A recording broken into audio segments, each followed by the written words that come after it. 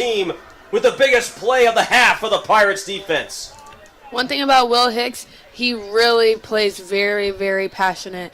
His love for the game is huge. He does not like to lose. He wants to win at all times. And this is what he was waiting for. In the first quarter, he knew he should have got that interception right there. So this is exactly what he's been waiting for the whole game. Yeah, Will Hicks, his first interception of the season, and boy, is it big. There is some laundry down on the field. There is a flag down.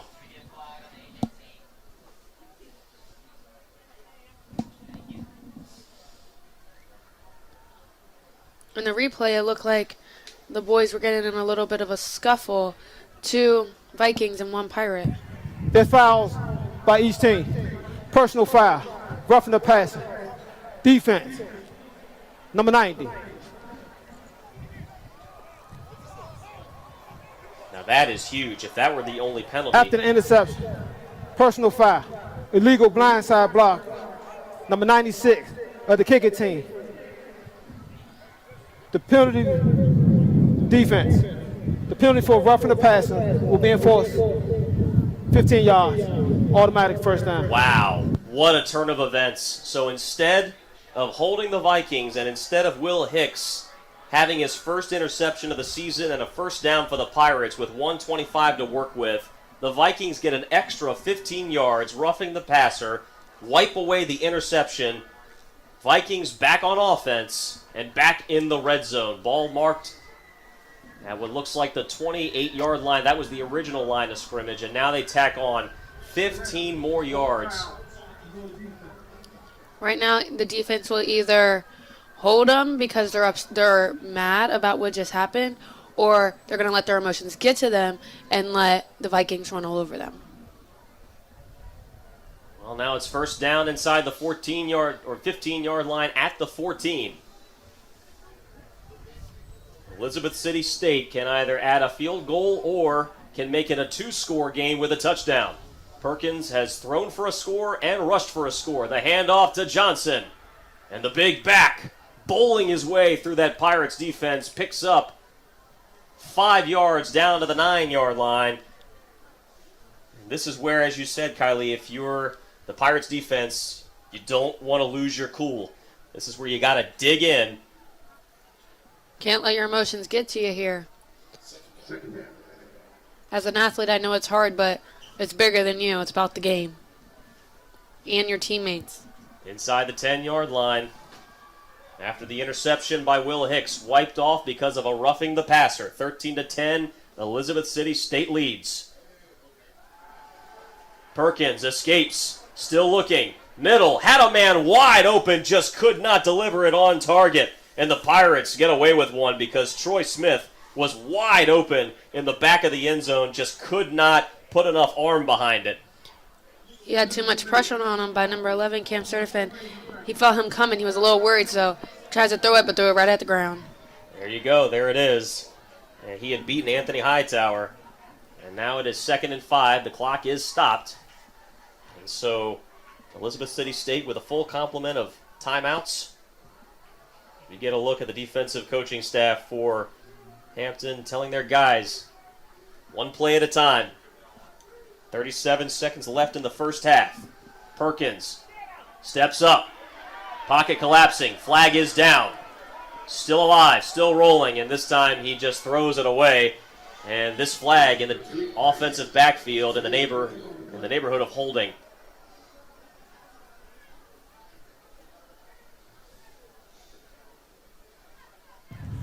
Holding, offense, number 76, 10-yard penalty, 2nd down. And there you have it, and that'll be 10 yards and a much-needed break for this Hampton team, which has been on its heels the last 2 drives. Honestly, I think Hampton needed this a little bit for their ego. Hopefully they don't let up here with just 26 seconds left in the game. 26 seconds left in the first half. 26 seconds left, and Perkins goes empty backfield and a 5-wide set. 2nd down and 20.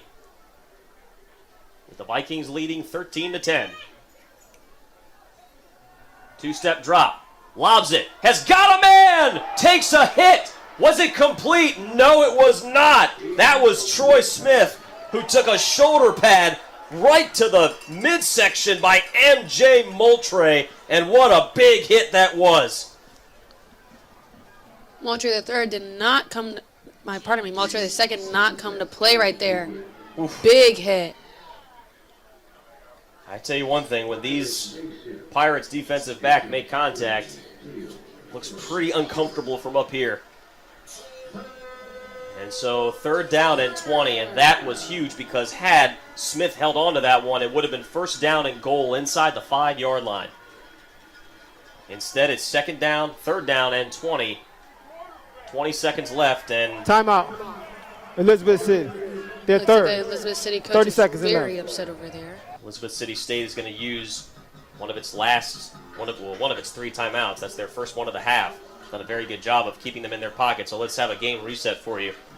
Hampton drove down the field in 12 plays, 56 yards, and took the first lead of the game, 3-0. Elizabeth City State came right back, 12 plays, 81 yards to reclaim, and take another look at that hit on Troy Smith. And again, delivered by MJ Moultrie, the junior, 5'11", 195 pounds from Parker Heights, Texas. Putting some Texas attitude on that hit. So Elizabeth City State goes 81 yards, reclaims the lead. Touchdown run by Hampton gives them a 10-7 lead, and now here we are with Elizabeth City State leading 13-10. 3rd down and 20. Perkins. Eyes downfield, nothing there. Great coverage by the Pirates. He's run out of bounds. And so while he does not get the 1st down, that will stop the clock and will give the Vikings a chance to line up for a field goal and to add on to their lead.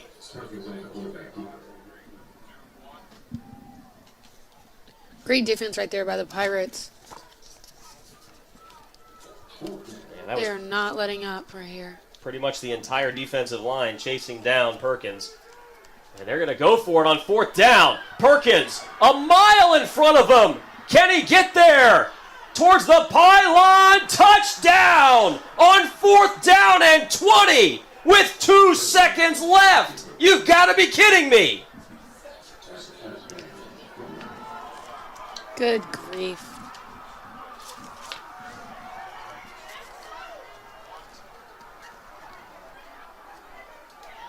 They decide to go for it on 4th down. And why not?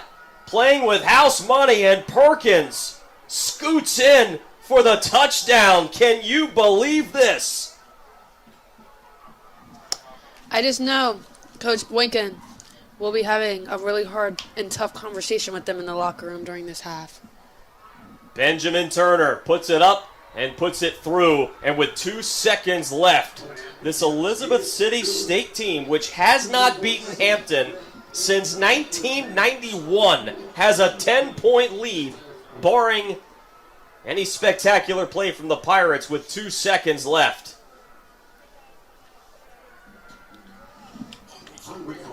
This game has taken a crazy turn of events. It really has. When you consider the touchdown drive, 11 plays, 76 yards, gave the Vikings a 13-10 lead. They get the ball back after a fumble from the quarterback, Braden Davis. It looked like Hampton would get another shot at it after an interception from Will Hicks with 1:25 left. That was called back because of roughing the passer. And on 4th down, and we'll call it 18, the Vikings, playing with house money, decide we're going to go for it.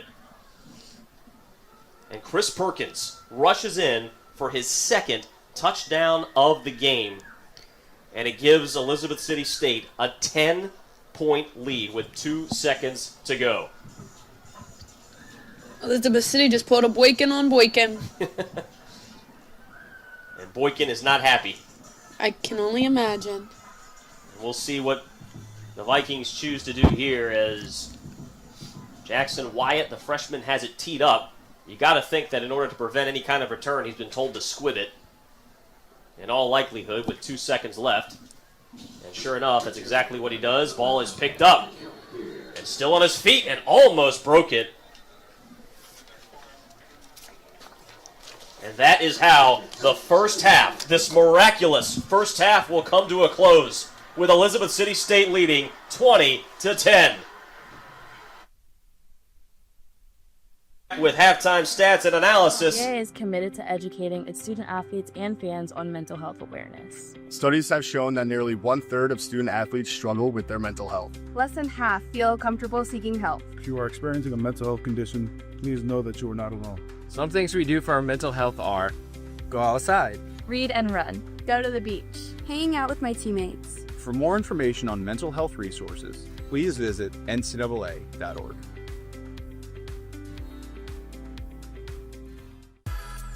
Hampton University is delivering the #1 student experience in America. Surrounded on 3 sides by water, Hampton University is one of the most beautiful university settings you'll find anywhere. From our world-class research centers to our dedication to the arts and our athletic programs where we build leaders and champions, we challenge our students to excel at the highest level. We are the first and only HBCU with 100% control of a NASA satellite mission. The Hampton University Proton Therapy Institute is the largest freestanding proton beam cancer treatment center in the world, where we are easing human misery and saving lives. Hampton University, faculty, staff, and students are making a difference in the global community through service and science. We are the standard of excellence, but most importantly, Hampton University is delivering the #1 student experience in America.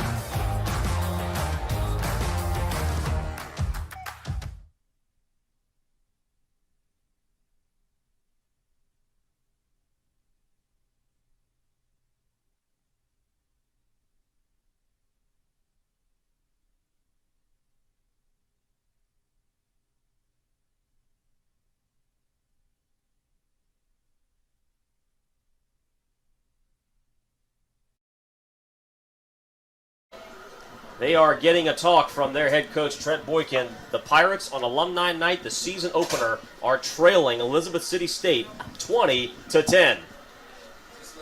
2 touchdown runs by the quarterback, Chris Perkins, a touchdown toss.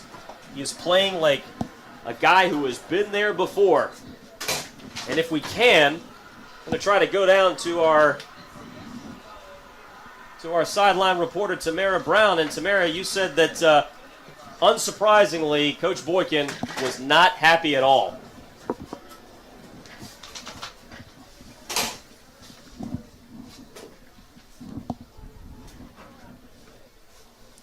Well, we get some things sorted out here. 20-10, Elizabeth City State leads it. And the Hampton University marching force about ready to take the field. We are at halftime right now. We'll take a look at some of the first half highlights here, and here has been your player of the game. It's been Chris Perkins, the man who has made it happen. Chris Perkins leading the team in rushing with 8 carries and 80 yards. Now Hampton did come back, and the freshman Jakai Chavis has the team's only touchdown of the first half, but really the Pirates have had no answer for number 5. And here he is on a big play here. And one of the defensive plays for Hampton, that was Jameson Sutton. And again, this rushing attack just has not been able to dominate the way that they normally have.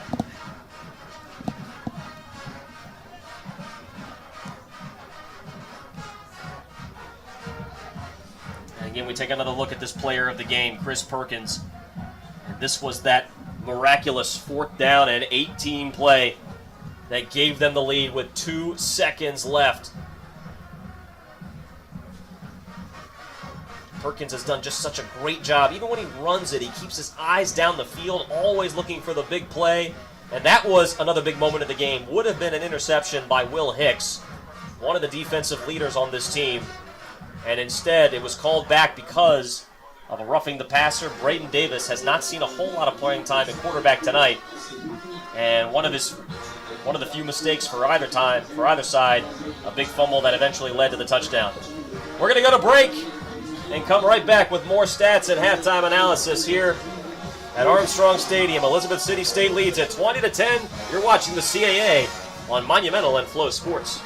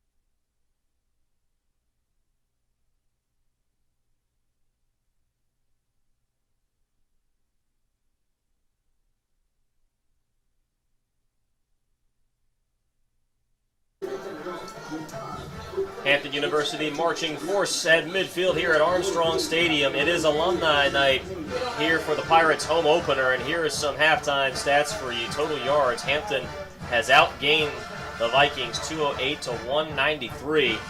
But passing yards, neither quarterback, neither Braden Davis nor Isaiah Freeman have been able to get anything going through the air. And passing yards, Chris Perkins has led the way with 81 yards, and rushing, even though Hampton has outgained the Vikings on the ground by 58 yards, 170 to 112. The one thing that we have not seen there is turnovers. There is one turnover that Hampton has committed tonight, and it is a big one as the Vikings were able to convert on that one. And here we stand, a 20-10 game here at halftime. So Kylie, as an athlete, this is one of those games where you've been there before. You've been in those games when nothing seems to be going your way in that particular night. And maybe it's one of those games when your coach comes at you and really gives you an earful. What do you do as an athlete to dig down? What do you reach for in these moments? You listen to your coach, and you reassure yourself and the team, hey, we know how to play. We've practiced for this time after time. This is literally what we put our lives for in college. We practice every day. This is what we should be winning this game. We know our talent. We know how we play. Nobody knows us better than us. So let's go out here, play as a team, Don't get down no more. Be confident. And in softball, we would just say, keep scoring. Can't win no game if you don't score no runs.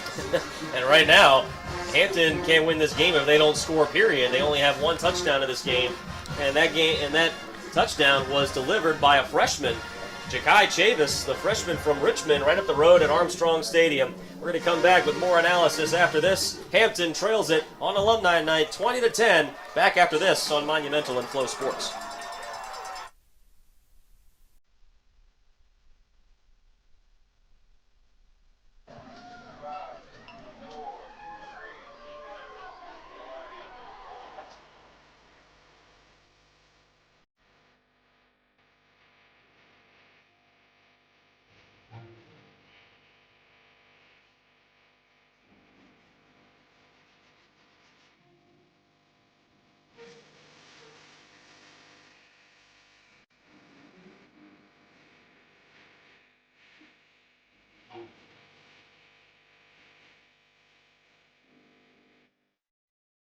Let's talk about SAC. SAC stands for Student Athlete Advisory Committee. We get to connect between teams, communities, administration, the CAA conference, and the NCAA. Our group is comprised of student athletes from different sports who represent the voice, opinions, concerns, and interests of our group. CAA SAC provides an opportunity to enhance our leadership abilities. We make an impact on our team. We make an impact on our campuses. We make an impact in our communities. We are CAA SAC.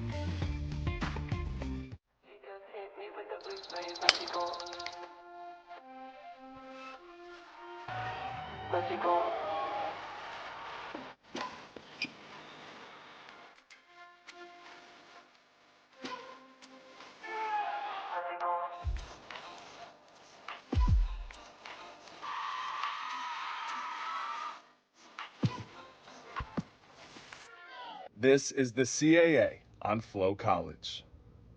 Hello, Hampton University alumni, fans, supporters, and friends. With the ever-changing landscape of intercollegiate athletics, we aim as a department to position our student athletes to stay at the forefront of this change. In this effort, we're thrilled to announce the official launch of the 68 Oak NIL Collective. Named after the iconic Emancipation Oak, this collective is designed to empower our student athletes, allowing them to leverage their name, image, and likeness while staying true to the spirit of Hampton Nation. Join us in making history. Your support of 68 Oak today will be a significant part of Hampton's future in collegiate athletics. Black Bear Nation, let's ride. Go Tigers. We are Hampton U. You know. As one. Fly Hawks. Top the rock, baby. At Geek Prod. Roll Ups, baby. Phoenix Rising. 3 more feet. Go Tribe. Go Dogs. One team, one heart.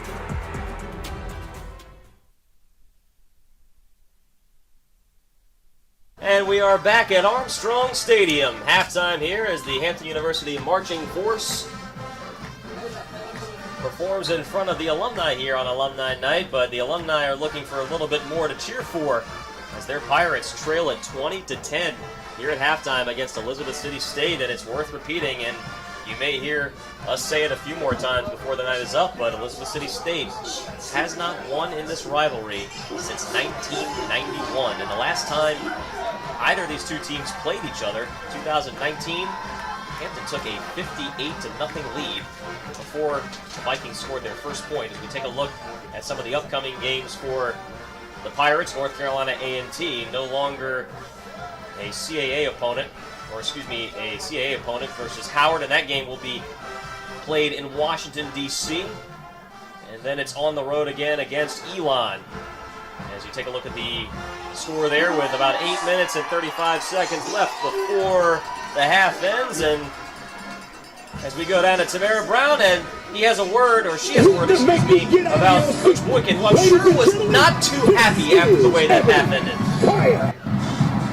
Nathan, you can imagine that after those last 3 drives between the Elizabeth City touchdown to take the lead, then the Pirates offense fumbled the ball and turned it over, then Elizabeth City scores again before halftime, that you could hear a pin drop on the sideline. But offensive lineman Emery Diurso was running up and down the sideline, telling the team they needed more energy on the field and on the sideline as well. And then listening to some of the huddles with the coaches, they were saying to the kids, We are not playing Hampton football. We're playing to the level of our competition. Last week we played to the level of Jackson State, and we played really well. This week we're playing to the level of Elizabeth City. We need to play Hampton football. So I imagine in the locker room right now, but I can't wait to talk to head coach Boykin in a few minutes.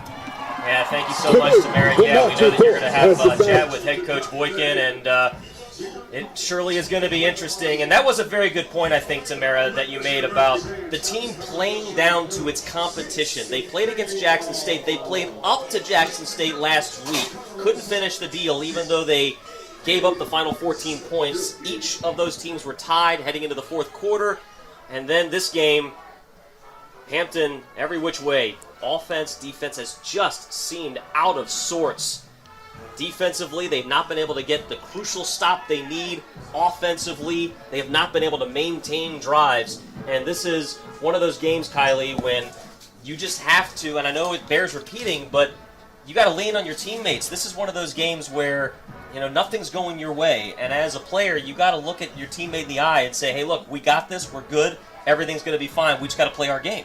And one thing that have to do is hold each other accountable of their mistakes. And it was great that Tamara said that the Emory was running up and down the sideline telling them to get up, get some hype. We're still in this game. It's not like we're at practice. We're still in this game. We need to play and we need to have some hype now.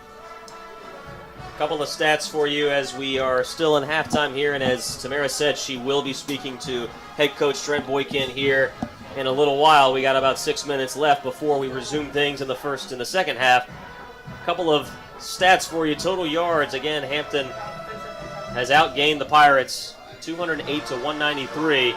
They've outgained the Vikings in rushing yards 170 to 112. They've rushed it 7 more times. And meanwhile, we're going to go to break and come right back. And pretty soon we're going to hear Tamara Brown with the head coach Trent Boykin. You're watching the CAA on Monumental.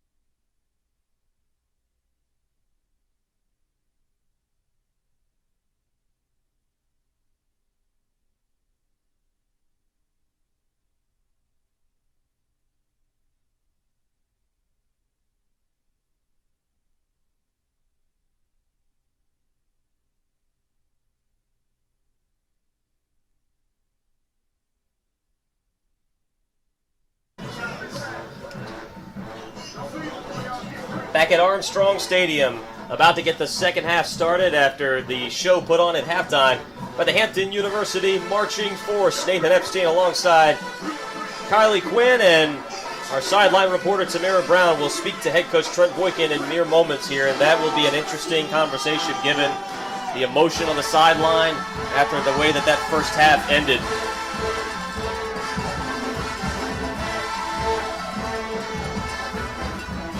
As the marching force, they are never shy of putting on a show here. We take a look at some of the first half highlights. Isaiah Freeman, the quarterback, got the start, and this is when Hampton reclaimed the lead, down 7-3. The youngster, Ja'Kai Chavis, rushed it in. But this is the guy, Kylie, that Hampton just has not been able to stop. It has been one of the few defensive plays made by the Pirates all evening.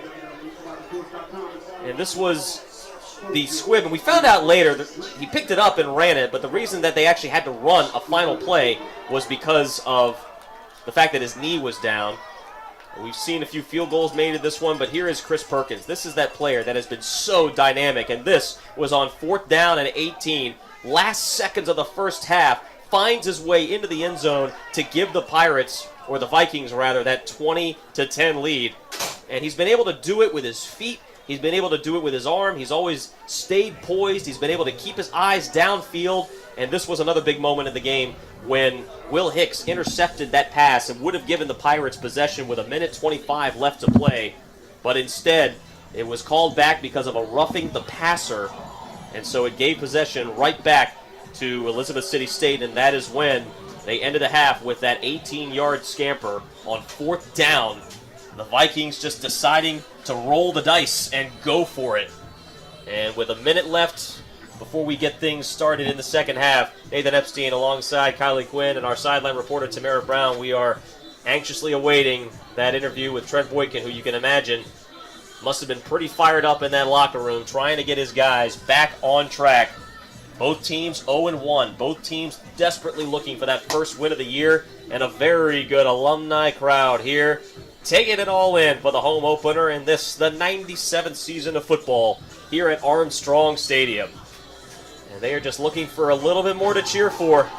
I'm just a tad bit confused where the players are.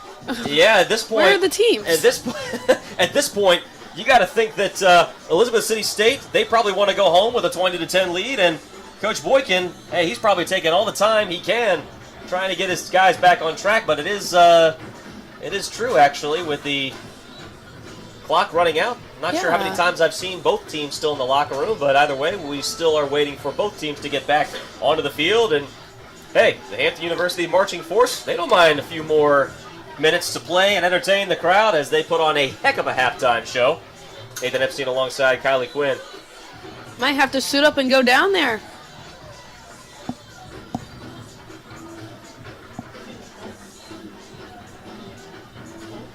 $20-10.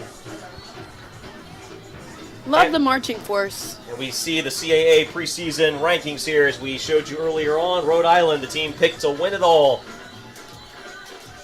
with 8 first-place votes, a team that Hampton lost to in double overtime last year, right here on this field. So close. As a matter of fact, there were 4 games last year. Hampton, again, finished 5-7. Could have easily finished with 8 or even 9 wins last year when you consider the home opener against Morgan State. They lost that one by 2. They lost their finale against Richmond 20-14. They lost to Villanova in a very close one, and then they lost to Rhode Island in a double overtime thriller. And all of those games, all but Richmond, I should say, they had the lead at some point in that game. And Hampton picked to finish 11th. Just behind Campbell, Maine, and Elon. William and Mary might be the surprise of those preseason rankings. They lost their season opener to Furman, and it'll be William and Mary and Hampton in a rivalry matchup on November 15th towards the end of the year. William and Mary has always been one of the contenders in the CAA, but they started their season off with a 23-21 loss at Furman. A very rare opening loss for head coach Mike London and his team, which has been contenders in the CAA the last several years. As we give you a game recap, 20-10 here in this home opener for Hampton University taking on Elizabeth City State, a team that has not beaten the Pirates since 1991. Again, none of the players on either roster were even born. The last time an Elizabeth City State team claimed victory over Hampton. Hampton owns the overall series, 16 wins to 7 losses and 3 ties.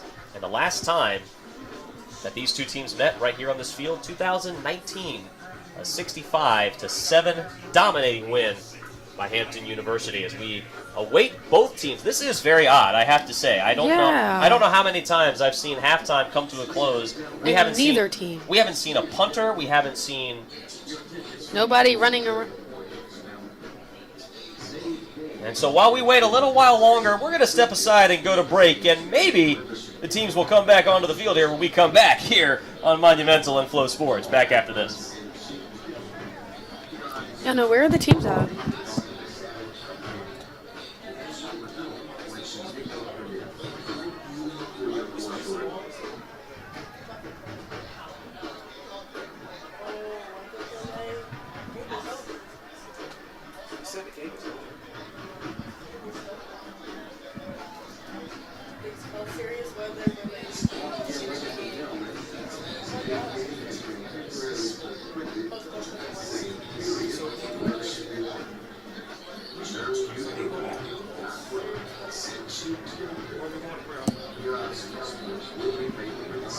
All right, so while we figure things out here, things are slowly trickling in here, and the news that we just received was that we are currently in a weather delay.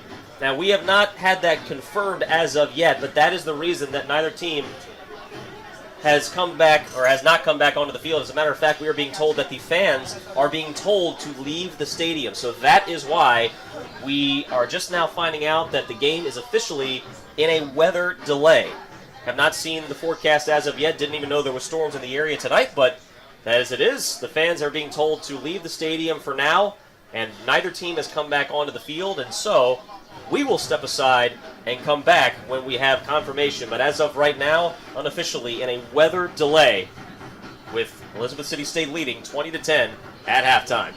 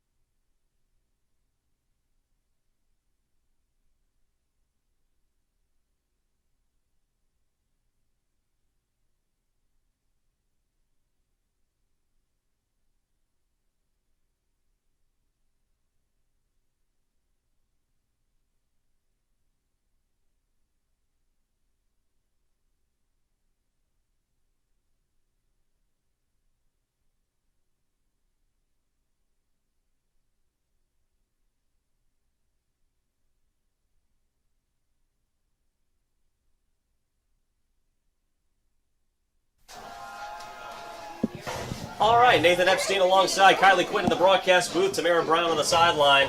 And we have just been given an update, and that is we are officially in a weather delay. That is the reason the teams did not come back onto the field. We are officially in a weather delay. The fans have been told to exit Armstrong Stadium, at least for the moment. And at the moment, Hampton trails it 20-10 to Elizabeth City State in a shocking first half that saw Chris Perkins, the quarterback for Elizabeth City State, score 2 touchdowns. 2 on the ground, 1 through the air, so that's 3 touchdowns. Hampton with only 1 offensive touchdown tonight, and that is where we stand. So, Kylie, another question that I'll ask you while we have a minute or two here, and that is, when you're stuck in these situations and you gotta maintain your competitive edge, and you're kind of in the locker room, I guess, how do you keep yourself amped up while you wait? I am just always amped up the whole entire time. I'm always amped, and I'm always happy to be here and blessed to play the game I play. Well, there you go. So hopefully these guys are still amped. We're going to go to break, and we'll come back when the weather delay has concluded. Hampton and Elizabeth City State, Pirates trail at 20-10.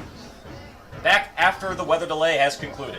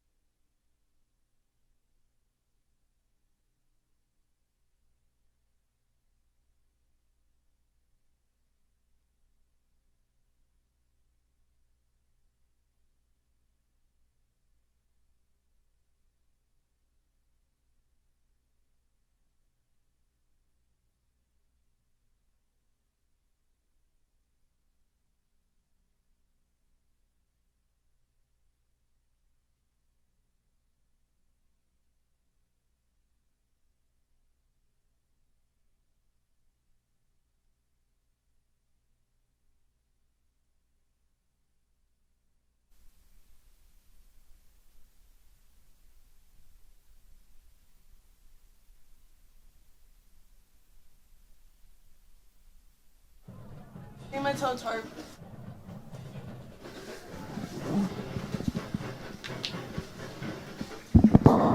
Well, we welcome you back to Armstrong Stadium. 20-10, Elizabeth City State leads it here in a shocking first half. There was a weather delay. Some storms rolled through the area, but now we have resumed. The fans are headed back into the stadium, and it's Elizabeth City State on offense first, and a kickoff return across the 20-yard line, still on his feet to the 25-yard line. And that is where Elizabeth City State, leading 20-10, looking for their first win in this series since 1991. Last time they were in this building, the last two times these teams met, 2019, and that was a dominating performance by Hampton, 65-7. They scored the first 58 points in that one before the Vikings got on the board, and here we go. Pirates back on defense. We're going to go down to Tamara Brown in just a moment. The third member of our team is doing a great job patrolling the sidelines alongside Kylie Quinn in the broadcast booth, Nathan Epstein, as we begin the third quarter after a long halftime because of a weather delay. And the give. A big first down run for the Vikings, and that is Johnson, who was very busy in that first half. Johnson with now his 11th carry of the game, close to 40 yards on the night.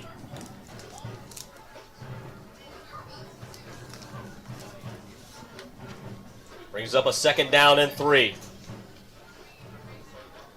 This Vikings team has rushed for 119 yards in this game, and Johnson this time bottled up, didn't get much, and that will bring up a big third down. Not very often you would say a big third down this early in the second half, but based on the way that first half ended for the Pirates, giving up a touchdown on fourth down and about 20 with the final seconds of the half ticking away, you got to think just for morale purposes, Kylie, they have got to have this stop here, the first third down of the third quarter.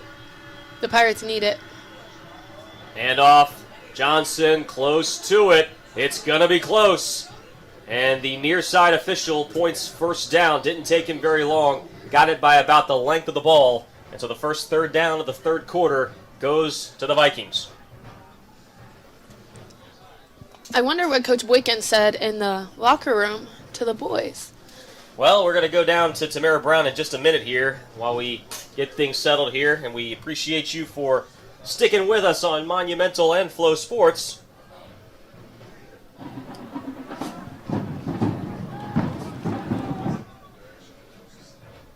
And on first down, the fake. Perkins goes short with a running back out of the backfield and gets a big run out of it, 8 yards, close to midfield across the 45. And while we have a second, we have been told that Tamara Brown, you caught up with Coach Boykin after that weather delay and seemed positive, but at the same time certainly had a lot to say about the way his team played in that first half. Yeah, Nathan, I sat down with Coach Boykin after halftime, and I asked him, is this more about what Elizabeth City is doing or more about what your team isn't doing? He was like, this is all about us and what we're not doing. You know, we're going from 30 to 30 on offense, driving the ball well, but then not finishing or making mistakes. And then defensively, we have to play with character and discipline and respect. His message to the team was this: how do you want to be remembered in the second half? And he said this to me twice. How do you want to be remembered in the second half? Guys? Yeah, thanks so much, Samara. Great job getting Coach Boykin after that. And there's Joe Griffin on the catch. He had the touchdown. And, you know, it's so true, Kylie. When the coach challenges you like that, it's up to you as a player to accept the challenge or to step down from it. And, you know, the message to his team, how do you want to be remembered in the second half? And we're going to find out here in short order. His team down by 10, 20-10, and Vikings on the move again. Down to the 40-yard line, second down and manageable 4. And one of the few times tonight that Hampton has been there on defense to prevent a big run. And that was Andre Staley, the sophomore running back, bottled up. Called that one a loss. I know. I would want to be remembered as the winning team here today. Especially the way after that first half ended. 20-10. So here we go, another big third down. They converted their only third down of this third quarter of this drive. A approaching 11 minutes left to play in the third quarter. Perkins, three-step drop, pressure up the middle. And gets away from the pressure. Hellman is down on the ground, a stiff arm right at the stick. No official signal yet. Officials stop the clock. We may get a measurement in here. Somehow Chris Perkins got out of that, and they do say first down. Wow, Chris Perkins has just made every play imaginable tonight. Chris Perkins did not come here to play. He came here with a chip on his shoulder, ready to win. Yeah, sure enough, it seems like that. It looked like that Pirates defense had him dead to rights in the backfield.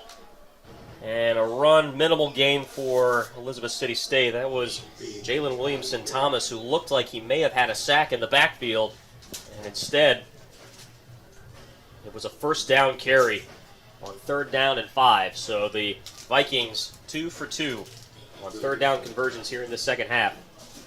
Funny thing about Jalen Williamson-Thomas, the boys on the team call him Chili. I don't know why, but they always call him Chili. Jalen Williamson-Thomas, I don't know, maybe can provide some pepper on that defensive line or defensive backfield. And a swing pass out to Johnson. And a decent gain makes it a manageable 3rd down and 5. Third down coming for the Vikings this drive. Under 10 minutes left, and it has really been a game of ball control this entire game.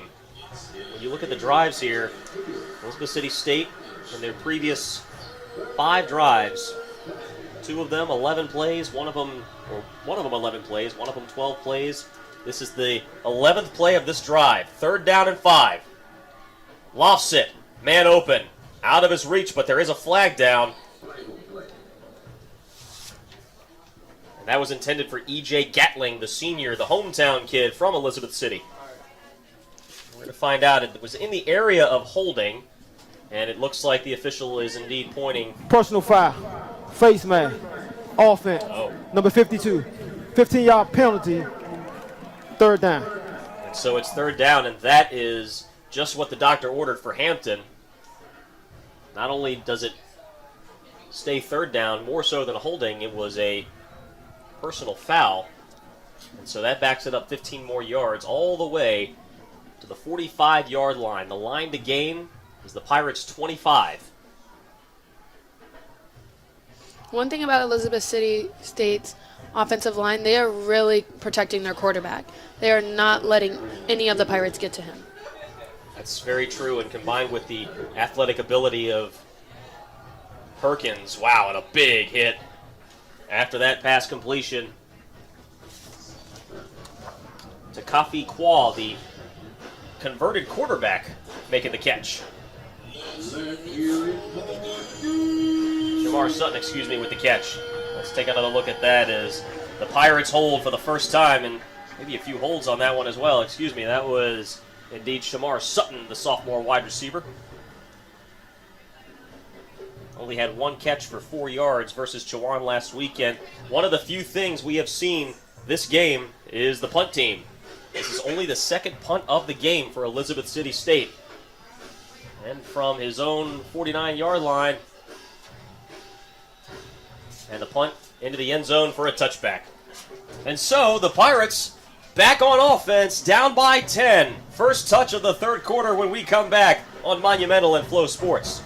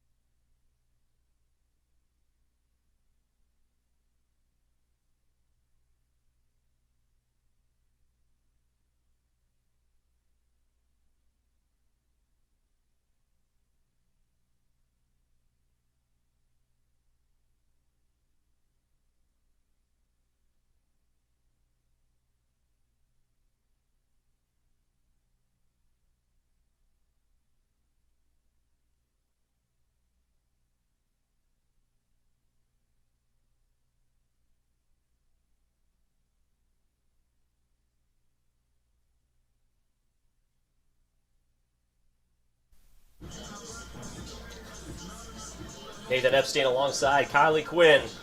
And our reporter on the sideline, Samara Brown. Hampton with a stop on defense. And now we'll get the ball back. And we'll see their first touch on offense here in the third quarter. We'll see exactly how that message that Tamara talked about from Trent Boykin, the head coach, now in his second season, we'll see how that resonates with this team. Defense got the job done. It was a little bit shaky there for a little while as the Vikings advanced all the way inside the 40-yard line, but incurred a 15-yard personal foul that backed them up all the way to the 45. And back at quarterback is Isaiah Freeman. We saw Braden Davis near the end of that half. And Braden Davis back on the bench, and Isaiah Freeman is back in at quarterback. And the handoff, and a big hole for Jaquan Snipes. And they go back to that ground and pound. And Jaquan trying to send a message that his Pirates are not going anywhere. As I talked to Jaquan the other day, and I was like, what is the game plan for this game? He said the game plan is simple. We want to do what we do best, and that's play physical football, run down to the hill to open coverage spots, and soon be able to throw the ball efficiently. And right now, they are getting all the run game out. Well, it certainly did on that first carry, but the Vikings there on that second carry, Jaquan stopped for a loss there, wrapped up in the backfield by Chris Calhoun, the linebacker.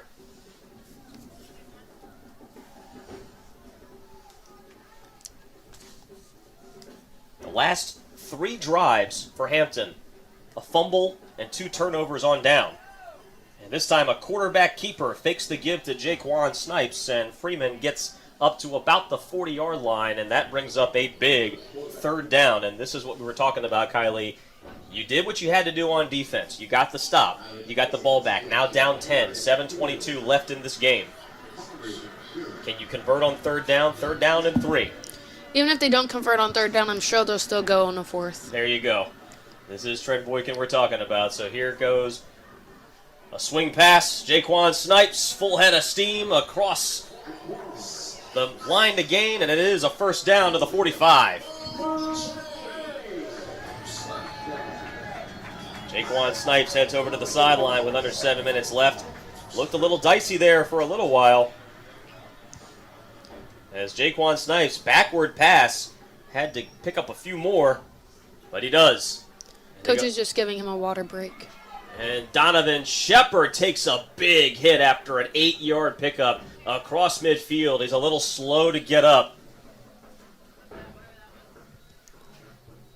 Shepard with his 8th carry of the night, 46 yards for the young man. The Pirates getting close to that 200 yards rushing marker. And now they're in Elizabeth City State territory with 6:15 left to play, third quarter. And a nice strong run, still on his feet. Look at them push the pile. And I believe, and some pushing and shoving going on there, I believe that was Jakai Chavis, and it is. His helmet popped off, so he may have to hit the sideline for one play, per the rules. We lost a helmet, we lost a cleat, and we lost a wristband. Things getting awfully physical down there. 6 minutes approaching in the game, in the third quarter.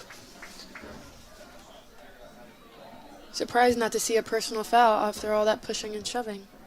Well, the officials kind of letting them get it out and back to play, and fresh set of downs for the Pirates inside Elizabeth City State territory. Initially, I thought they'd given it. It was a quarterback run, but Jaquan Snipes with a powerful run up for about 8 yards. Snipes only, well, actually his 11th carry, and now he is officially over 100 yards for the night. Call it 101 yards. 4 wide. Let's see if he gets some more. You got to think that. Quarterback keep. Nice fake. Across the 30 to the 27-yard line. Still fighting for yards. Whistle blows, and it is a first down carry for the Pirates. So now things are starting to come together here for this Pirates rushing attack.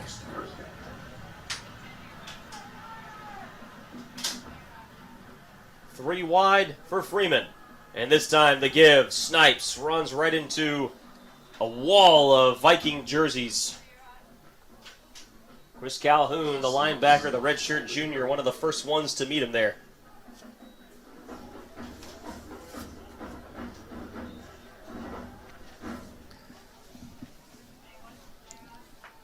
Four minutes, 40 seconds left in this third quarter.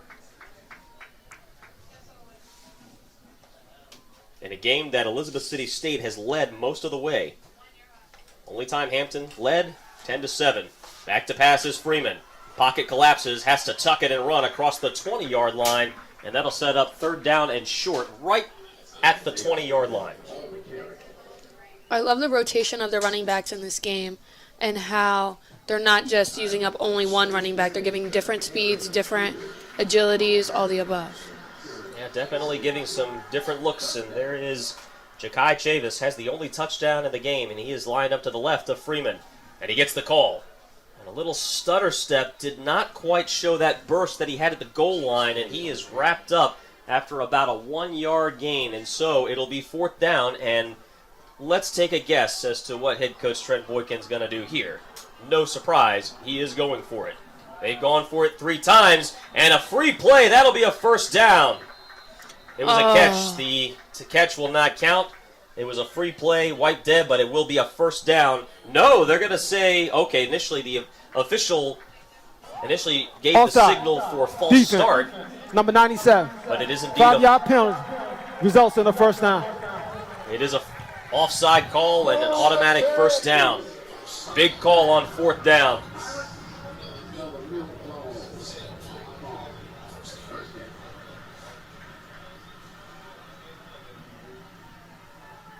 So the Pirates 1 of 3 before that fourth down. And I guess unofficially you can call it 2 of 4 as it was a conversion. Design quarterback keeper, nowhere to go. Flags fly in the backfield. There may be a holding on this one. Let's wait and see what the call is. Hampton down by 10. 20-10 with 3:20 left to play in this third quarter.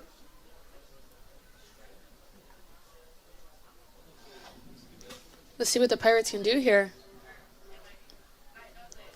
Isaiah Freeman coming back on the field a little slow. Holding. Offense.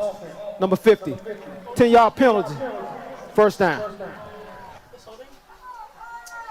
I think they said holding on number 15, which is Isaiah Smith. Local product from right here in Hampton, played his high school ball at Bethel, transferred in from Old Dominion.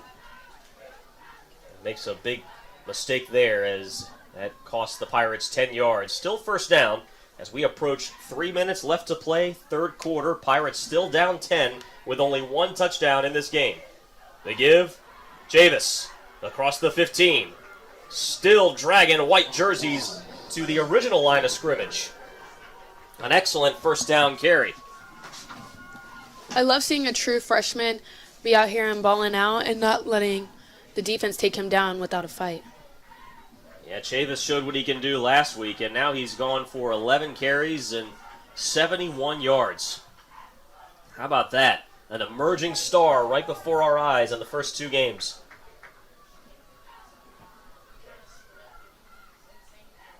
Three wide, 2-step drop for Freeman.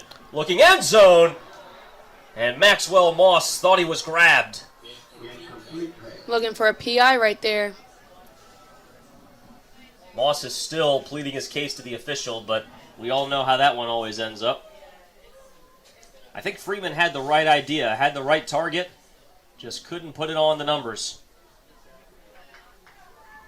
And that was DeAndre Tolson, the sophomore from Youngstown, Ohio, in coverage. Third down and 6. Big conversion. Quarterback keeper to the 5. And he is very close to the line to gain. Close to 2 minutes left, third quarter. Pirates knocking on the door. It is fourth down and 2. No hesitation, they're going for it. 5th time, they've gone for it on fourth down. Had he snapped it, that would have been an automatic first down. Defensive lineman certainly jumped right there, but Freeman didn't see it. Monster play for both teams. 4th down. The carry. Jaquan Snipes to the end zone for the touchdown. On 4th down, they give it to their bruising back. And he gets the job done.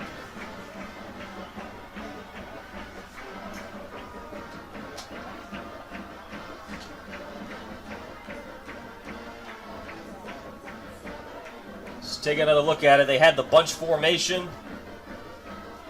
Squeezes through a pair of defenders, and Brett Stalling in to kick it away.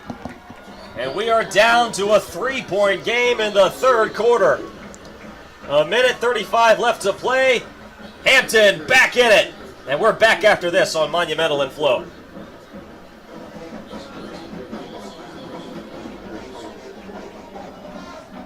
Surrounded on 3 sides by water, Hampton University is one of the most beautiful university settings you'll find anywhere. Faculty, staff, and students are making a difference in the global community through service and science.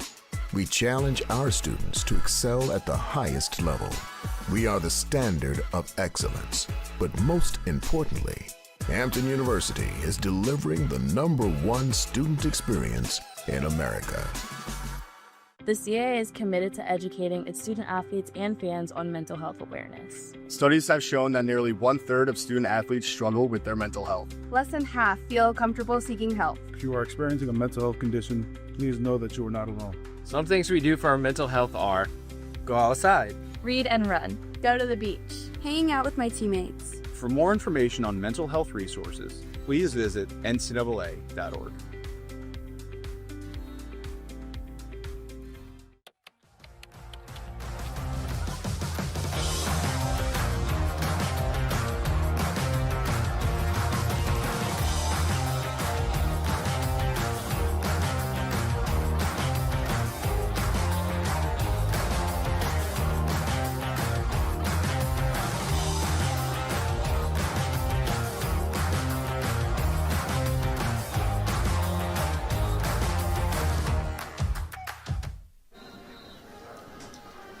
We got a brand new bowl game here in the 3rd quarter between Hampton and Elizabeth City State. 20-16.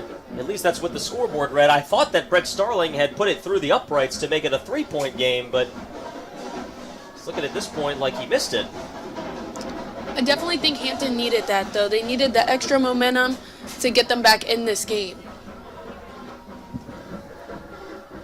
Hampton, either way, is back in this one. Elizabeth City State drove all the way down to about the 25-yard line their last drive before things stalled out because of a personal foul penalty. And Hampton took advantage. It was their first score since Chavis got into the end zone in the 1st quarter. And now the score has been updated, 20-17. Beginning to wonder if I missed something or if I needed to update my prescription. Should have wore our glasses today. So here comes Starling. Sends it away, and this one is a short pooch punt. And a fair catch called for just outside the 20-yard line. And so now here comes the Pirates defense.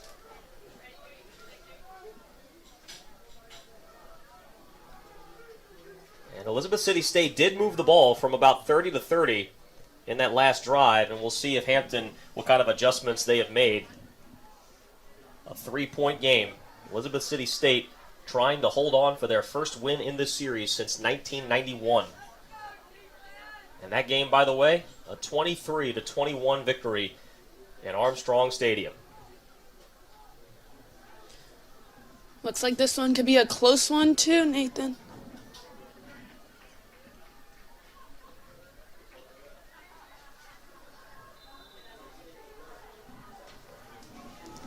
Let's see what the Pirate defense have to give to right now.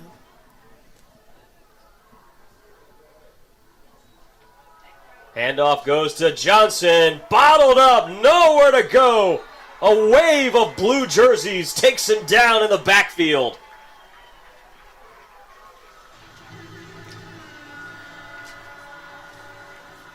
Looks like the defense came back hungrier to win. And look at the push. Marcellus Nash, the redshirt freshman, really got tremendous push. And Chase Robinson, one of the freshmen to bring him down. A redshirt freshman and a freshman. And what a great story, Chase Robinson. Couldn't play football in 6th or 7th grade because of seizures. They didn't know why he was having them, but he couldn't play, then suffered an ACL tear in his first ever high school game as a sophomore, and still battled his way back and earned offers to Campbell and North Carolina Central, and now here he is making plays for his team at Hampton. A great comeback story. Chase Robinson on that defensive line. One thing about an ACL tear, it's not an easy one to recover from. Never had one? 2. 2, my goodness. My sophomore year and junior year of high school. Goodness. More about mental toughness than physicality. We'll see what kind of mental toughness this Hampton team has. 2nd down and 8, the clock winding down in the 3rd quarter. Perkins lofts it. Johnson with the catch over the shoulder. A perfectly placed pass. And Johnson is out to midfield. That was a dime by Perkins. Let's take another look at this. 15-yard pickup, and it was pretty. And the final ticks of the 3rd quarter have gone by. And as we head to the 4th quarter, it is a 3-point Elizabeth City State lead. One more quarter to play. Can Hampton mount the comeback? We'll find out as we head to break. 4th quarter gets started after this.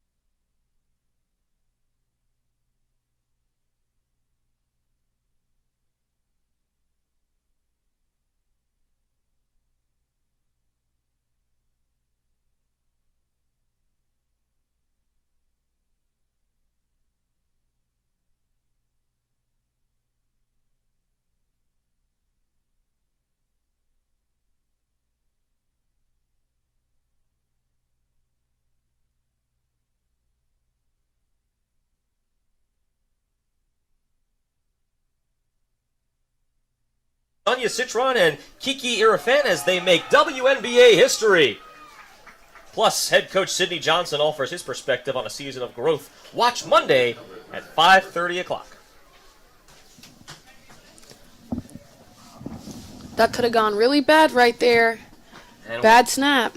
And while we were listening, disaster for Elizabeth City State. Low snap rolls right by Perkins, and he has to back up all the way past his own 25-yard line. And now it is 2nd and a mile. 2nd down and 26. This Vikings team has gotten out of some rough patches before this game. Perkins trying to show off that speed and just leaps his way through a pair of Hampton defenders and gets some of it back, but they still have got 3rd and a long way to go. Line to gain is the 40-yard line, and line of scrimmage, their own 39, so third down and 21. And this is where, if you're Hampton, you got to take advantage. This may be one of those plays, Kylie, where you kind of ping your ears back as a defense and go after them, given how far they have to go. I know if I was on the defense, I'd be chasing after Perkins. They've certainly been doing that all night. Perkins steps up. Short pass, completion, wrapped up and taken down. And nothing more for Elizabeth City State after the completion to Contrez Bracey from Camden, South Carolina. And the low snap costs Elizabeth City State a lot of yardage, and the drive stalls at midfield. And now here is, we go back to Tamara Brown's reporting at halftime where she spoke to head coach Trent Boykin, and he said his message to his team was, how do you want to be remembered here in the second half? And the punt is away, and a fair catch called for by Donovan Shepard, and makes a good catch at the 15-yard line. So how did these Pirates want to be remembered? Well, they have 13 minutes to answer that question. I am very proud of the kick returners actually catching the ball today, because we had 2, maybe 3 turnovers last week against Jackson State due to dropping the ball during a kick return. Well, they don't call it special teams for nothing, and sure enough, Kylie, that's one of those unsung units of football that can cost you a lot of wins. It can also lead to a lot of victories. And after the clean catch, first down run goes nowhere, and that was Jaquan Snipes. And he was wrapped up easily in the backfield by Druvon Oxendine, the sophomore from New Bern, North Carolina. Only had 1 tackle in that opening game against Shaw.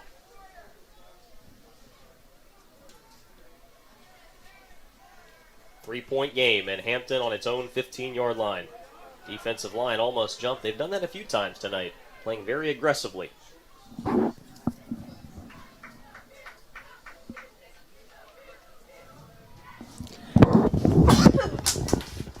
And Freeman completes the short pass across the 20-yard line.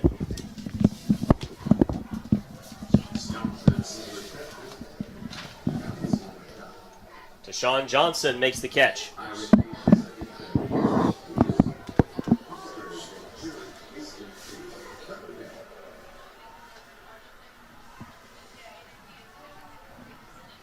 Johnson with his 3rd catch. 3rd down and 5. 3 wide. And they're going to hand it off to Snipes, a rather conservative call. And Snipes is wrapped up by Javion Branch, the redshirt freshman from Richmond. Wraps him up, and Hampton goes 3 and out. Looks like they're putting the punt team on the field. And Jaquan Snipes, I know he's carried the load a lot this game. 15 carries, 110 yards, and they certainly lean on him to be their workhorse. But that one, I'm not sure they put him in a position to succeed there. Freeman even put his hands on his head there, as if to say, man, what did I do there? And so with 11 minutes left, Hampton's going to have to give the ball back. Starling. Good pressure by Elizabeth City. Fields it on a hop. Close to midfield and wrapped up right there. And so it's a very complicated way of gaining 1 yard. And so when we come back, Elizabeth City State is back on the field with a 3-point lead on Monumental Sports and Flow Sports.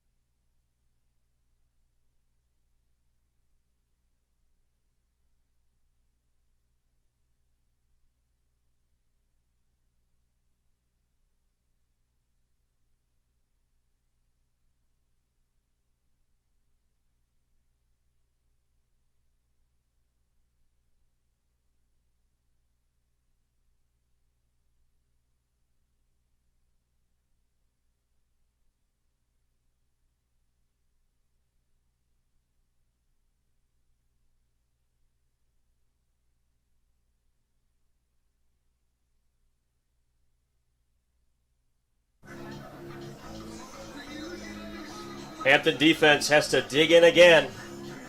Pirates trailing by 3, 10:47 left to play in this fourth quarter. An upset in the making as Elizabeth City State, program that has not beaten the Pirates since 1991. Head coach Trent Boykin's team trying to avoid an 0-2 start. And as Tamara Brown reported on the sideline, his message to the team: what are you going to be remembered by? How do you want to be remembered in the second half? They clawed back to within 3 thanks to the touchdown run from Jaquan Snipes in the third quarter. And now the Pirates have to make a stand on defense with the ball on the Pirates side of the field at the 49-yard line. Johnson has been the workhorse, the 230-pound back, across the 45 to the 44-yard line. Johnson only his 4th carry of the night. Pardon me, that's his 14th carry of the night. A little bit of a difference. And it sets up 2nd down and 5. Clock continues to tick. 10:18 left. Man in motion. Perkins hands off again, and a big hole for Johnson across the 35 to the 33-yard line. His 15th carry of the night. I just know trying to tackle Traquan is like running into a brick wall over and over and over again. Yeah, there's no doubt about that. This young man has definitely been a force running the ball all night long. And now the Vikings are closing in on the red zone at the Pirates' 34-yard line. They've had to punt it back-to-back drives. And they hand off to Johnson again. Splits a pair of defenders. Flag is down. Johnson is free across the 15 to the 11-yard line, but we got to check the flag. And the offensive linemen are making that march back as if they already know what the call is. Number 52, 10-yard penalty, first down. And sure enough, it is a holding penalty. And that is huge if you're the Pirates. It would have set up the Vikings in the red zone at the 11-yard line, and that wipes away the longest run of the night for Johnson. They knew exactly what they did wrong immediately after the play was over. I'm not even sure they waited for the play to be over. It's too good to be true.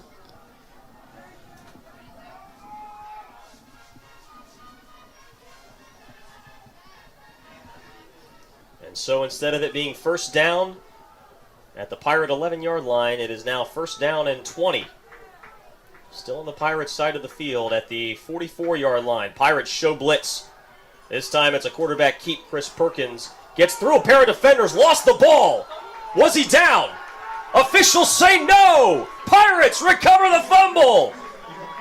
Looks like a Pirates ball. First down, Hampton. Andre Jackson Jr., the freshman, recovered that. I love watching true freshmen go out here and ball out. The true freshman with the biggest defensive play of the night. 180 pounds from Charlotte, transferred in from Corbion Community School, where he was a first-team all-conference player in back-to-back seasons. He was the conference defensive player of the year at Corbion, and he makes a player of the night kind of play. Let's see what the Pirates can do right here. And with under 9 minutes left to play, the Pirates last time went 3 and out. Still down by 3 in a game not many people expected to see. Fakes the handoff and a wide open man. I believe that's TK Pesant. Close to first down yardage to midfield. I believe you got a chance to speak to TK last night as well. I did. I know it's hard to knock down 6'5", 265 pounds for sure also. But I did talk to TK and I was asking him, I was like, how do you feel about this being your last game on Armstrong Stadium? And he was like, he just has a lot of mixed emotions. It's so surreal, but there's a lot of pride coming from how far he's come and how much he's grown as a player and how much he's poured into this development on his 5th year. Yeah, the graduate making a big play there. Jaquan Snipes leaps over a defender, still roll into the 30-yard line. What a night from Jaquan Snipes. Jaquan out there hurdling over players. This is the kind of energy that the Pirates need. 16th carry of the night was a monster one. Goes all the way down to the 30-yard line. Under 8 minutes left to play. Pirates gaining some momentum. The handoff, Chavis. Ja'Kai Chavis gets maybe 3 yards on the play. 7.5 minutes left to play in the fourth quarter.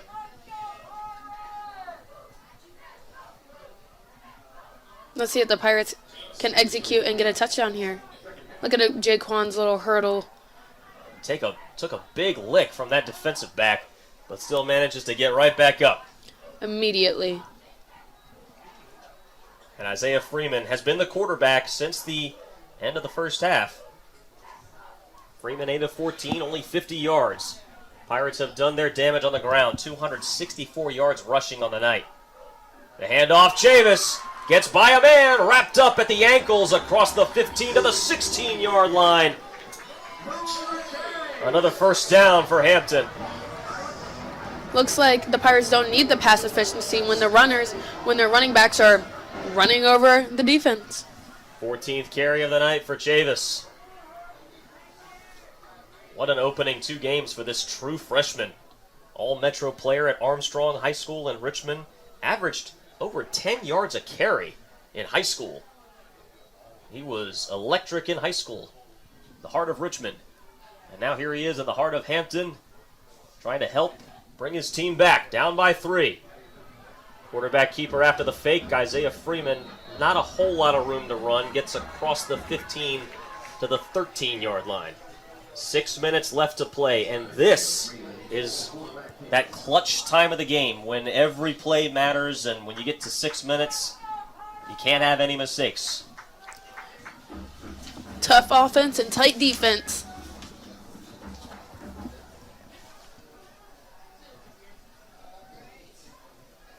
Swing pass, Johnson trying to get a block and wrapped up at the ankles.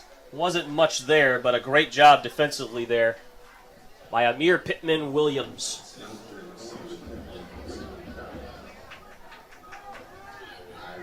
Converted from running back, playing defensive back.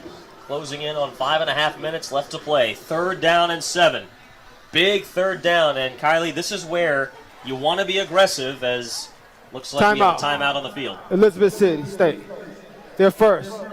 30 seconds and left. Vikings choose to spend their first timeout of this fourth quarter. I know me personally, if we don't get a first down here, I would kick the field goal and tie the game up and not be losing still. Well, that's a lot to ask of that man right there, Trent Boykin, who we know loves to go for it on 4th down. And as a matter of fact, he has gone for it tonight 4 times. Hopefully he feels my energy down there and feels me telling him, kick the field goal, kick the field goal. Well, still got 3rd down and 7 coming up, and Trent Boykin took over as interim head coach at the start of last season. And midway through the year, athletics director Anthony Henderson awarded him the head man spot officially. Has been there ever since, and done a great job with this program. Again, came within just a few plays of earning 4 more wins last year. Could have been a huge difference. Here we go on 3rd down and 6. 5.5 left to go. Pirates down by 3. Isaiah Freeman gets the instructions. Freeman.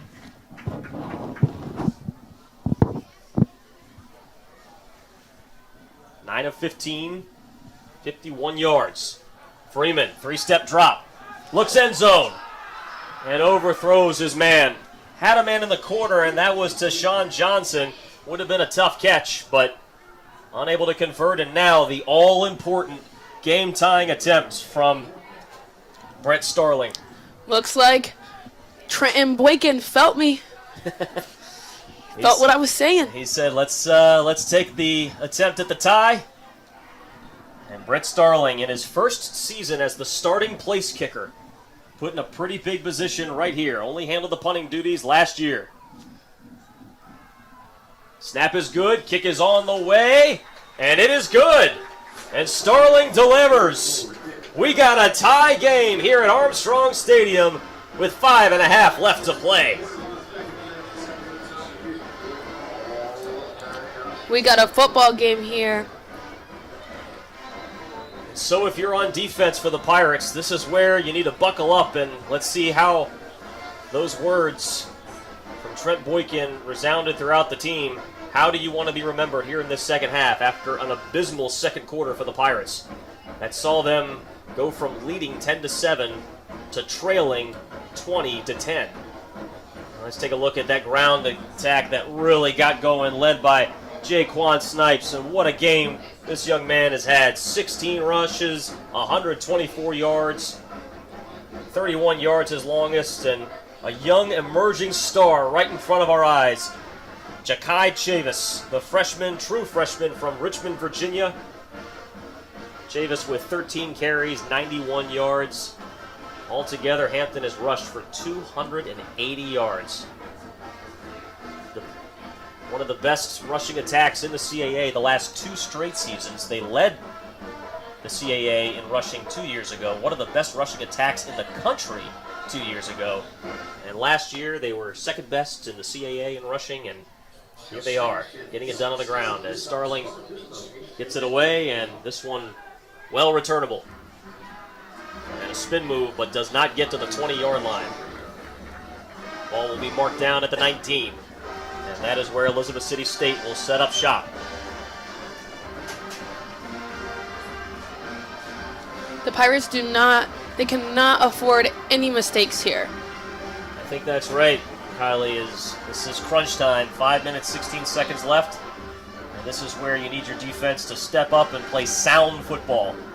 As Hampton softball would say, tough D, no E. Tough D, no E.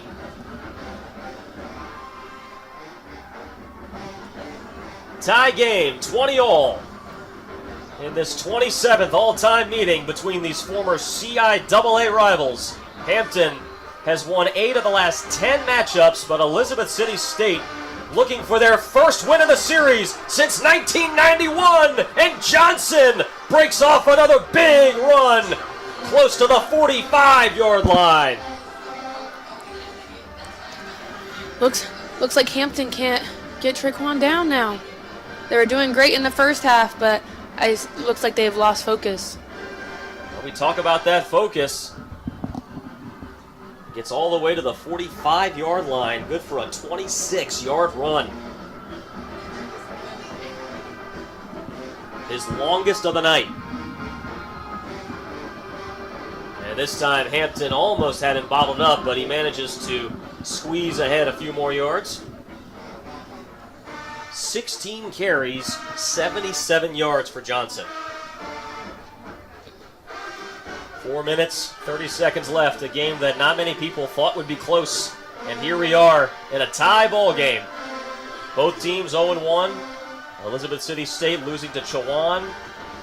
Hampton losing to Jackson State, nationally ranked on the road. Both teams fell by a 28-14 margin.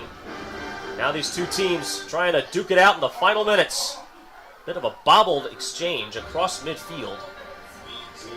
I'm glad you saw that too, because I was just thinking they had butterfingers. They couldn't get their hands on the ball. And this is where you got to be steady with your hands and steady in all facets here. And that run by Rashard Biggs, the redshirt junior. Biggs only his 3rd carry of the night. And a big 3rd down and 2. Perkins has not had to do much in this second half. He's 16 of 23, 145 yards and a touchdown. And he's also rushed 12 times for 74 yards and 2 scores. 3rd down and 2. And the give to Johnson, and he just pushes that pile forward for a 1st down. What a game both of these running attacks have put on. And Johnson heads towards the sideline. Speaking of the sideline, I do want to give Emery DeRusso his brownie points, because the whole time he's been on the sideline, he has been trying to get the crowd to be hyped throughout the whole entire game. He has not lost energy, not one time. And that's something that this Hampton defense could use, a little spark from that home crowd on alumni night, as Perkins takes it forward for 2 yards, 2:45 left to play. And as you may or may not know, this is the second year where college football has instituted the 2-minute timeout. And as I said last year, I'm not sure if the NFL has a copyright on the 2-minute warning, but either way, there will be a stoppage of play with 2 minutes to go. An immediate timeout. So 2:25 left to play, and Elizabeth City State on the Hampton side of the field. Pass complete. Swing pass out to E.J. Gatling. The senior makes the catch, does not get much. And this may be the final play before that 2-minute break. That was great defense by Andre Jackson Jr. because number 7 on Elizabeth City, K-Trez Bracey, was holding him down, and he did not give up, and he still got that tackle. The 2-minute timeout. 2-minute media break. Elizabeth City State on the move. Back after this in a tie ball game, 20-all.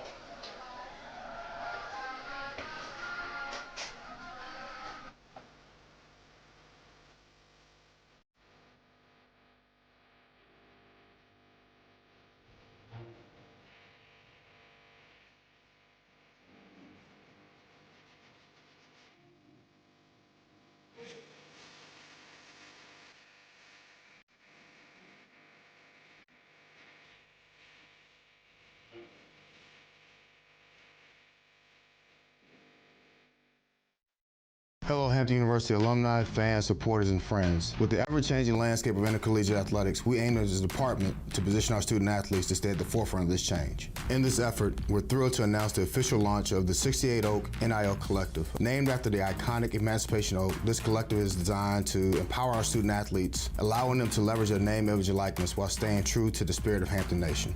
Join us in making history. Your support of 68 Oak today will be a significant part of Hampton's future in collegiate athletics. Black Bear Nation, let's ride. Go Tigers. We are Hampton U. You know. As one. Fly Hawks. Tap the rock, baby. At Geek Prod. Roll Hawks, baby. Phoenix Rising. 3 more feet.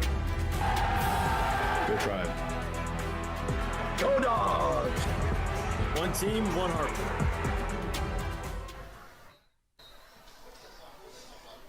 Couldn't have asked for much better of a finish on a home opener. 20-all. Hampton 20, Elizabeth City State 20, and a big third down for the Vikings on the Hampton side of the field.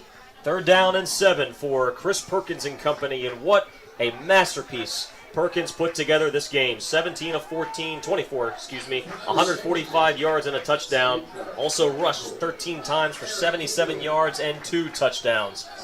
And his team facing a 3rd down and 7. His program has not beaten the Pirates since 1991.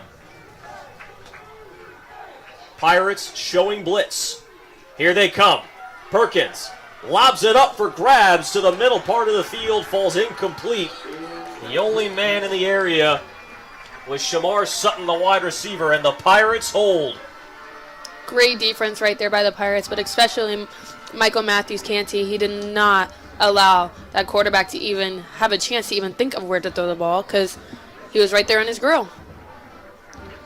Looks like we have the punting team coming out. And the Pirates do their job on defense, and if you're a quarterback, this is what you dream of. A 2-minute drill to lead your team to a win. But first, as you pointed out, Kylie, Pirates have to do the important things on special teams, namely field the punt cleanly. Oh, a player for Hampton did not get off the field. I'm wondering if the officials saw that. Ball sails out of bounds, and it will be fielded. The officials say at the 17-yard line.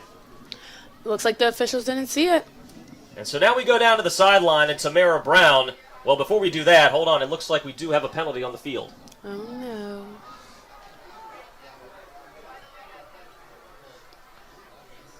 Elizabeth City State is pointing in the direction of Hampton. And again, I saw a Hampton player trying to sprint off the field as that punt was being snapped. I did not see a flag thrown on the field.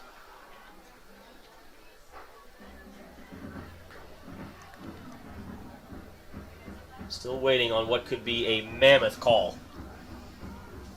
Looks like Coach Wickens out there talking to him. He does not look very happy.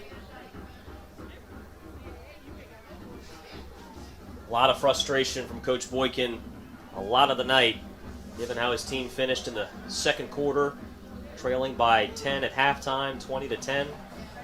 Legal substitutes. Defense. 5-yard penalty. 4th down. Okay, so it does remain 4th down.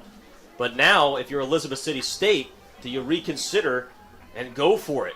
You're in a position that not many people thought you'd be in a tie ball game with your former CIAA rival, a program that you haven't beaten since 1991, and now you have it 4th down and 2. On the Pirates side of the field, they mark the new line of scrimmage at the 38-yard line, or let's see if they decide to punt again and try to pin the Pirates back. And no, it looks like Chris Perkins is back out onto the field with 1:47 left to play.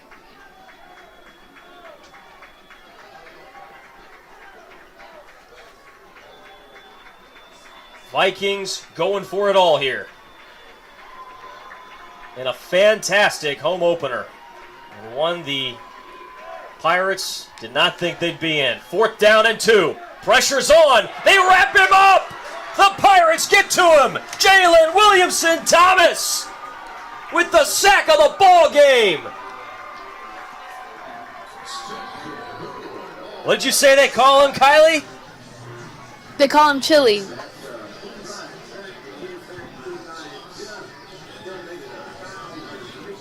Beg your pardon, that was Michael Matthews Canty, and he gets to him. Either way, it is a monstrous sack, and now in a tie game, Hampton is close to midfield. And now we go down to Tamara Brown on the sideline, who said that Isaiah Freeman was kind of down on himself, but now, Tamara, here he has a chance at the best redemption you can ask for.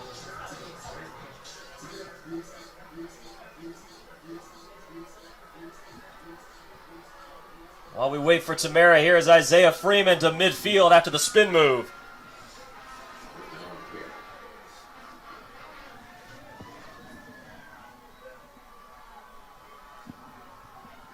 The Pirates are getting back on the line very fast.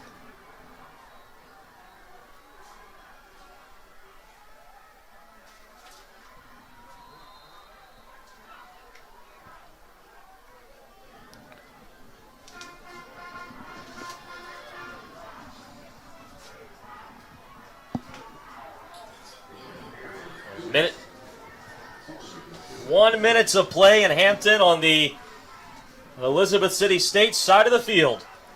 And you got to think a bit of an interesting dilemma here is Starling. Here comes Jaquan Snipes. Nothing but green in front of him. To the pylon. Touchdown, Hampton. And that is a Pirate touchdown. That's exactly what the Pirates needed. They needed this. They needed this win for their ego.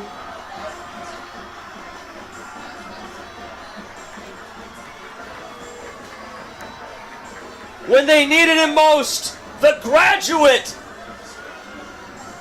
goes 51 yards and is potentially giving this Pirates team a comeback win in their home opener. Still work left to do as Starling lines up for the extra point.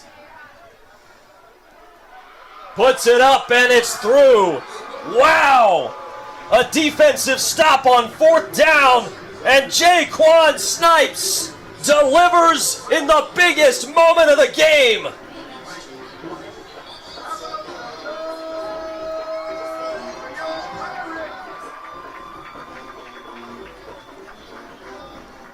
Jaquan Snipes from Ashburn, North Carolina. Kylie talked about him.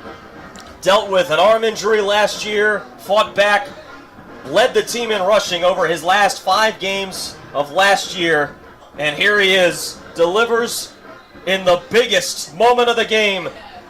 Scores the go-ahead touchdown with 39 seconds left. He's not just a great football player, a great running back. He's just a great human being in general. I asked him, I said, when you leave Hampton, what would you like to be remembered as? He said, I want to be remembered as a great human being, just being a good role model and a great teammate, hardworking and dedicated throughout adversity. And also, his arm injury wasn't a regular arm injury. He has a metal rod in his arm to be able to play football this season. Yeah, well, he showed off his medal right there, taking it all the way to the house from 51 yards. I know that must be hard going through the metal detectors in the airport. I tell you what, I think he's feeling so good he wouldn't mind going through TSA 10 times straight after how good he's feeling after that one. A pooch punt from Starling. And this one a fair catch called for at the 25-yard line. And still time left for Elizabeth City State. But what a moment for the graduate in his last home opener of his career. 2 touchdowns today. I know if I'm going home after this game, I'm going home very excited and very happy. Well, they got 39 seconds to hold things off, and defensively, this is where you need Hampton to seal the deal and lock it up.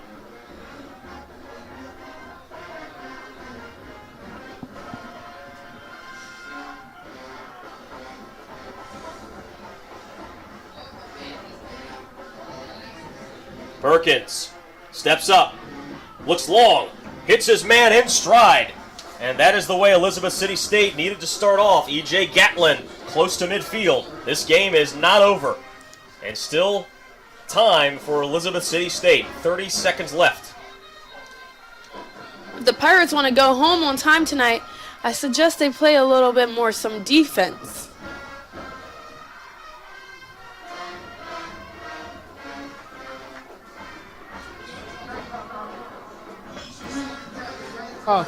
The 43 set. Clock It'll is stopped start on at my 30 ready seconds. signal. And now Elizabeth City State needs a touchdown. 43 They led seconds. 20-10 at halftime. They led 20-17 heading into the fourth quarter. And they held on to a tie game with possession not long ago. And here they are with 33 seconds left after the officials added time on. Perkins has put in a masterful game. Does he have one last moment in him at the 47? Pocket breaks down. Perkins on the run. Slings it towards the sideline and out of bounds. 18 seconds remaining. That was his greatest option right there, because if he didn't throw it, he was definitely getting sacked. He had 3 men on him right there. And a great job by that Pirates defensive line.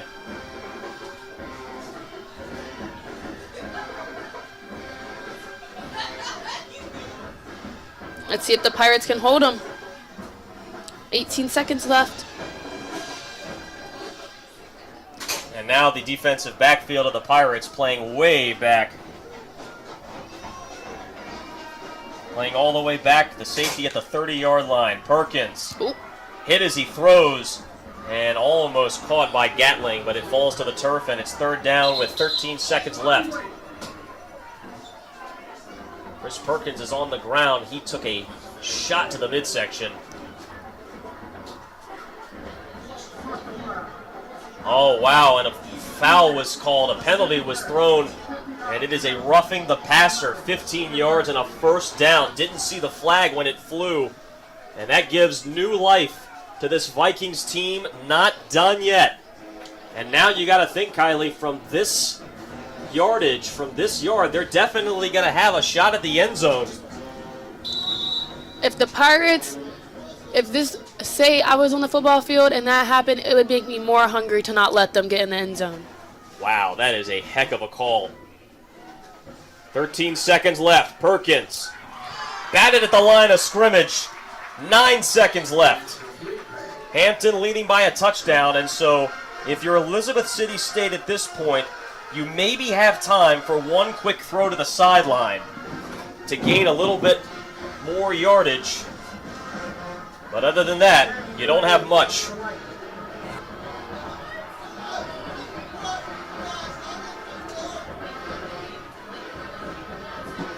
Hampton trying to hold on after trailing 20-10 at halftime, and Elizabeth City State looking for a miracle with 9 seconds left. Ball at the 38-yard line, and a timeout is called. One thing I love about these close games is how passionate the coaches are. Nobody talks about that. The coaches be so excited, so passionate on a whole nother level. And so the officials huddling here.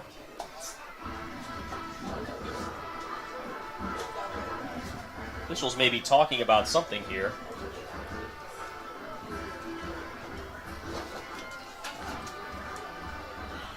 Oh boy, we are getting word that there is lightning in the area. Wow. Officials are talking about potentially delaying this game with 9 seconds left. No word yet, but that is the word we are being told. If I were a player, I would want to get these last 9 seconds out the way. I think if you're anybody here, you want to get these last 9 seconds out the way. 9 seconds. Come on, guys. We can get 9 seconds in, can't we? We're talking for 9 seconds right now. Now, granted, we do know in football time that 9 seconds can be an eternity, but at this point, still no official word yet. Officials are huddled, and this is the tricky situation dealing with safety because you say only 9 seconds, but goodness forbid if something were to happen. But the officials conversing and trying to figure out what to do over these last 9 seconds. Again, we have been told that there is lightning in the area. There have been some storms that rolled through the area. As a matter of fact, game was delayed at halftime because of storms nearby. But I'll tell you this, the longer they sit around and wait, the more they risk these storms getting closer. I'm thinking the same thing. The more they talk about it. Looks like they're playing. Looks like they're playing. Coach Boykin is very adamant to be playing in this rest of this game right now. Well, we do know one thing, that as soon as this game ends, one way or another, we're all out of here. The officials are saying, all right, everybody out of here. I think the officials, the one thing that they are hoping not to see is an Elizabeth City touchdown, because then they got to worry about overtime. You know what they say, you ain't got to go home, but you got to get out of here. Well, Elizabeth City State is not ready to get out of here just yet. 38-yard line. Again, 9 seconds left. They maybe have time for a quick throw to the sideline to gain just a little bit more. But after that, they got to be thinking end zone. Chris Perkins, 18-28, 166 yards and a touchdown. The team has rushed for 166 yards. Perkins, big step back, a lot of time. Lost it towards the sideline, tipped away with 3 seconds left. No flags. And so it all comes down to this. 3 seconds left. 27-20, Hampton leads it. They trailed by 10 points at halftime and by 3 heading into the fourth quarter. This hungry Elizabeth City State team was knocking on the door of an upset, and now they need a miracle with 3 seconds left. Storms nearby, but can lightning strike for the Vikings? One more play. Let's see what happens here. Play clock at 5 seconds. Here's your ball game. Perkins back. Unloads. End zone. He's got a man. And it's intercepted. And there is your ball game. It's not over until he goes down.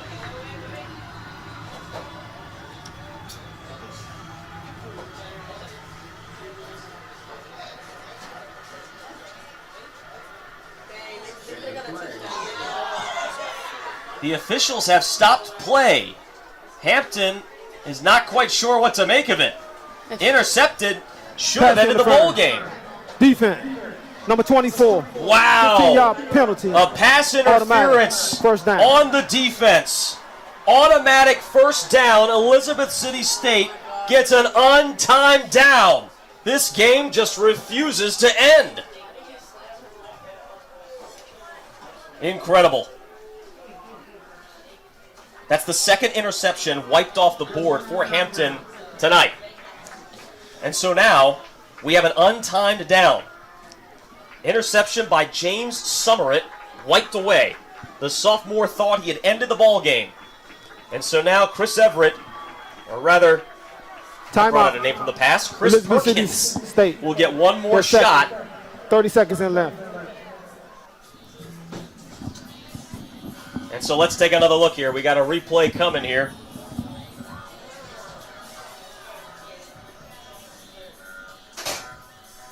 let's take a look at this. They say pass interference. Yep, that looked like pretty clear pass interference on Juju Ganthier, the graduate, the transfer from Stony Brook. Very evident. He pushed him all the way down to the ground. He was not catching the ball at all. No chance. Two-time all-conference player at Stony Brook, played in all 11 games for the Pirates last year. And so we got to do this thing all over again. Without the pass interference, that interception by James Summerett ends the ball game. And instead, the Vikings, down by 7, looking for their first win of the series since 1991, will get one last crack at it from the 23-yard line. Chris Perkins has thrown for a touchdown. He's rushed for 2. He has played an unforgettable game. But does he have one more stroke of genius in him? Only one defensive back playing near that end zone. So here we go, the untimed down for the ball game. The blitz is on. Off his back foot. He's got a man. It's caught into the end zone. No, not yet. He was taken down at the 1. He was taken down at the 1. The game is over. I can only imagine how heartbreaking that was. Traquan Johnson, receiver, thought he had a touchdown and the tie, but the Pirates stay with the play and put him down at the 1. Can this game get any wilder? And that is how it ends. Unbelievable.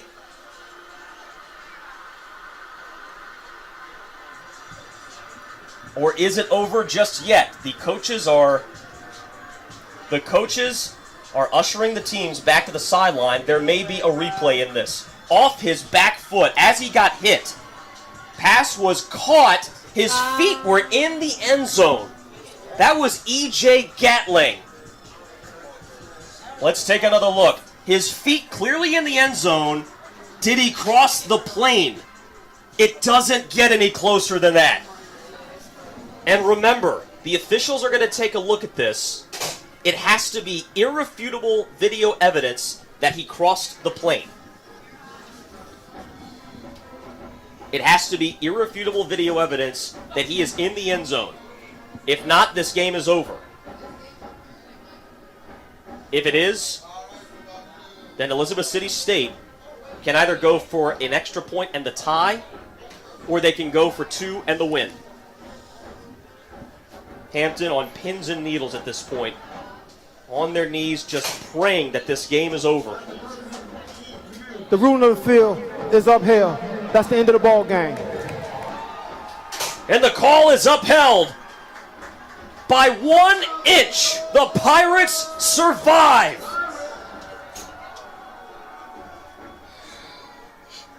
You cannot write up a crazier ending to a game than that. That was a great football game. Loved watching it. Loved being here. It was amazing. Well, that wraps it up here from Hampton. And an absolutely wild ending. 27-20 the final. The fireworks show is on. And boy, did we have an absolutely incredible ending.